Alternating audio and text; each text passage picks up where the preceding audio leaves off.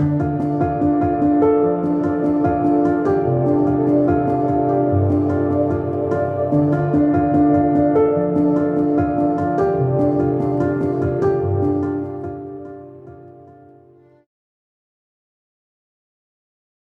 everyone, and welcome back to the George Collection. Today I'm going to highlight the Can America Be Saved cover, which is April 1997, and I'm going to cover the Innovation Nation, which is solutions to common problems in America.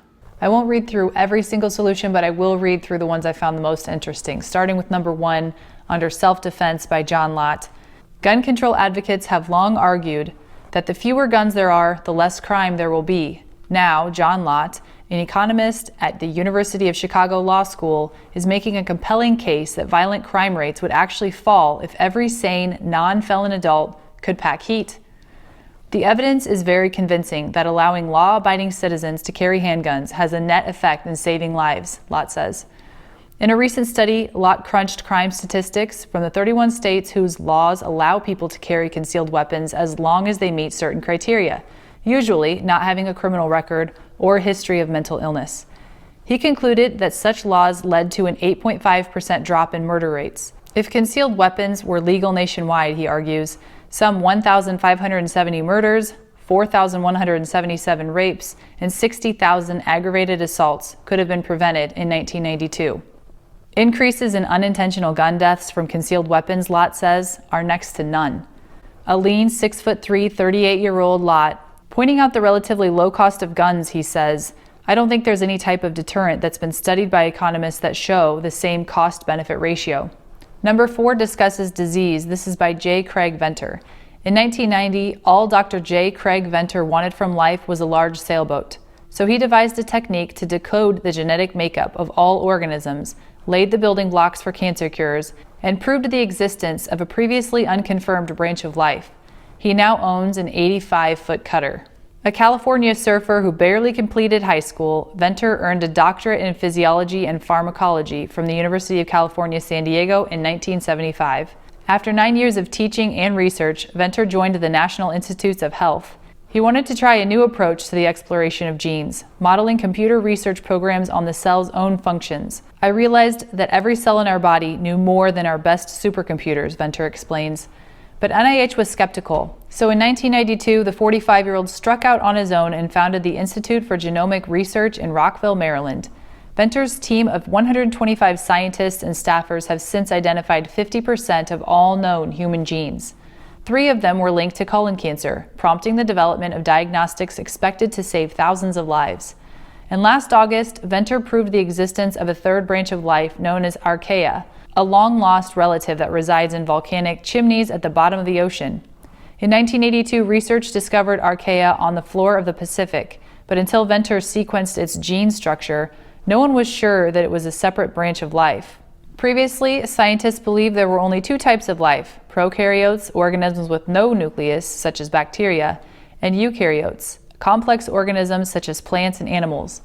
The confirmation of the existence of archaea, whose extreme habitat lends support to the idea of life on other planets, is helping scientists develop microbes to break down toxic and radioactive waste. We're not inventing, says Venter, we're unveiling. It's like discovering an ocean or a new continent. Number 6 talks about the invasion of privacy, and this is by Don Haynes. First came the 1994 Communications Assistance for Law Enforcement Act, also known as the Wiretap Bill. Then came the 1995 Communications Decency Act, legalizing censorship of the internet. And in 1996, language was slipped into the Kennedy-Kassenbaum healthcare bill, mandating that all medical records be kept in a central database. For Don Haynes, a 46-year-old legislative counsel of the Washington office of the American Civil Liberties Union, the trend is out of control. We're creating a big brother state here, he says, and if we're not careful, we'll create something that won't go away. That's why he's trying to combat that ominous future by lobbying members of Congress on privacy issues. Haynes grew up in tiny East Grand Forks, Minnesota, then served time after law school on Capitol Hill. Where I grew up, we had Catholics and Lutherans. If you were Catholic, you couldn't date a Lutheran without someone scrutinizing you, and vice versa. I never liked the idea of an outsider telling you what to do with your life. And what Congress has passed lately worries him. The government is requiring an industry to design its phones so the government can spy on the industry's customers, Haynes says of the wiretap bill. Equally troublesome is the Communications Decency Act. Cyberspace is so broad that government and big business are frightened about how to control it. Perhaps most troubling is the House's inclusion of administration simplification in the final health care bill. This increases a patient's fear of disclosure and discrimination, Haynes says. So he's working to help pass pro-privacy medical legislation. This, he concludes, is nothing less than the rise of medical surveillance. Number 9 is about unsafe sex. On a summer night in 1988, 36-year-old prostitute Norma Hodling was picked up by a man in a car at a San Francisco street corner. The John promptly drove to a remote graveyard and told Hodling he was going to kill her. "I could have been buried in a pine box with Jane Doe printed on the top," she says. But the image of her own grave yawning in front of her gave Hodling a surge of adrenaline. She beat the crap out of her would-be murderer and fled on foot. That incident was a defining moment for Hodling. At the time, a heroin addict who had become so degraded that she had acquired the habit of searching for used needles in street gutters. She quit walking the streets as a hooker and started walking them as an anti-prostitution crusader. In 1995, with the help of Lieutenant Joseph Dudo, the head of San Francisco's Vice Squad, the woman he had frequently arrested crafted a groundbreaking program to combat prostitution by discouraging its clientele. If first-time offender Johns paid a fee, up to $500, and attended a day-long class aimed at teaching the men the error of their ways, Dudo would discharge the case against them. The course Hodling and Dudo designed stresses the impact of prostitution on the client, the prostitute, and those who live near the trade. "I used no research, no models in designing the course," says Hodling, but apparently she knows which buttons to push. Out of 900 participants, only 3 have since been arrested on similar charges in San Francisco. And word on the program's success is spreading. Toronto and Portland, Oregon have initiated similar programs, and a score of other cities are considering doing the same.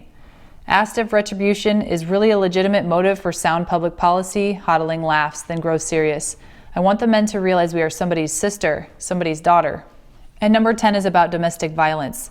When Walter Heinrich became a police officer in Hillsborough County, Florida, almost 50 years ago, domestic violence calls were considered disturbances on the same order as loud music or the backfiring of a car. Many, perhaps most, of its victims did not even bother to call the police, knowing just how seriously their pleas for help would be taken and what the consequences might be. Yet even then, Heinrich, a popular policeman known for his low-key approach, realized the importance of those calls, of answering them quickly and treating them seriously. "But we were always responding as opposed to trying to prevent them from happening," recalls the 70-year-old Heinrich.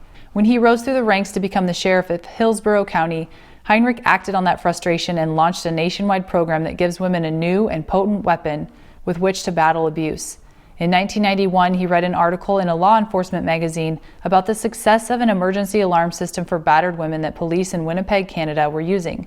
Impressed by its effectiveness, he immediately started the wheels in motion to bring the program, the first of its kind in the U.S., to Tampa, contacting the Canadian authorities and ADT Security Services, an American provider of alarms. ADT supplied a version of the warning system, a personal alarm that a woman can wear discreetly around her neck. When she is threatened or under attack, she can press a button on the pendant, immediately notifying the authorities. The spring gave the alarm pendant to 24 women who had sought refuge at the shelter after being stalked or harassed, but had decided to return home. In its first year, the system saved at least the life of one woman who used it when she found her would-be assailant armed outside of her kitchen window. The man was arrested and charged with violating an injunction prohibiting him from being in her proximity. Since that incident, ADT claims the system has saved the lives of 24 other women across the country. The program has reportedly expanded to more than 100 other cities. What I love about this article and these ideas is that they're being creative and trying to come up with solutions to problems that seem widespread. Can America be saved? I think that question holds a lot more meaning today than it did back in 1997. And if we look at each issue separately and solve each of those issues one by one, then yes, perhaps we can save America. But it's going to take a lot of work. That does it for this episode of the George Collection. Thank you so much for watching. Have a great week, and I'll see you next time.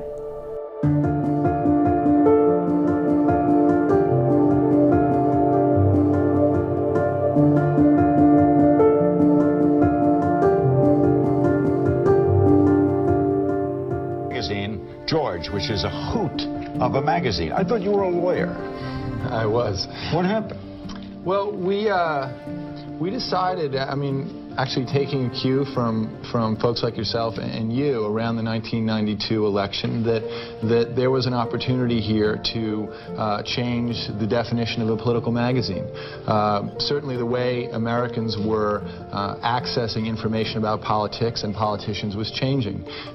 Candidates were appearing on late-night talk shows, on talk radio, on sitcoms, and there was a kind of a leveling process, and while the rest of media clearly had caught up with that, we felt that political magazines per se hadn't.